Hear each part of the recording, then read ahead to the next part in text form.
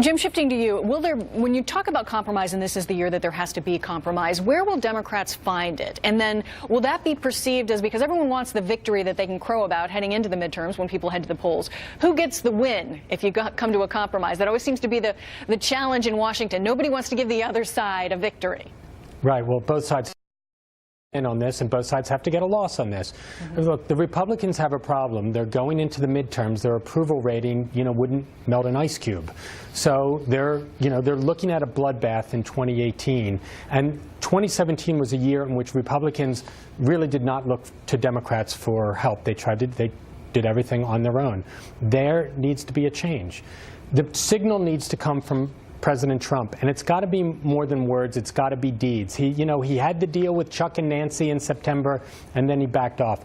He really needs to reach out to Democrats. He needs to move to the center. They can do something on infrastructure. They can do something on spending. They can do something on immigration. It's not outside of his power, but he has to do it, and he's got to force Mitch McConnell and Paul Ryan to move his caucus a little bit as well. Jim, interesting you just mentioned a bloodbath. We have heard a lot of analysts talk about a potential blue wave, Brad, going into 2018. So does that make this year, before a potential blue wave, even more important for Republicans as far as what they can get done? Absolutely.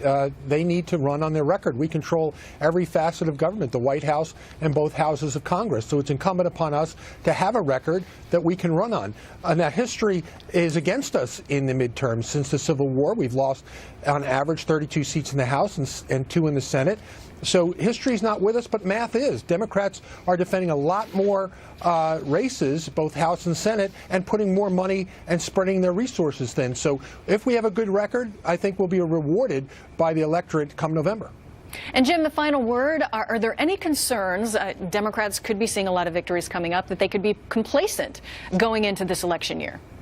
I don't think you'll see Democrats be complacent. And one of the things you saw both in the Virginia race in governors, where Democrats won the governorship, and in Alabama, where Doug Jones won, is in these blue and, purple and red states, Democrats nominated moderates.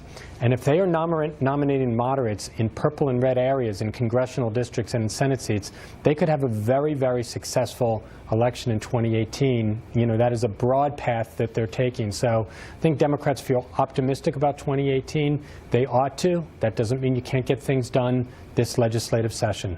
Yeah, it's always interesting when elections feature the more fringe candidates, but we shall see who comes up to the plate.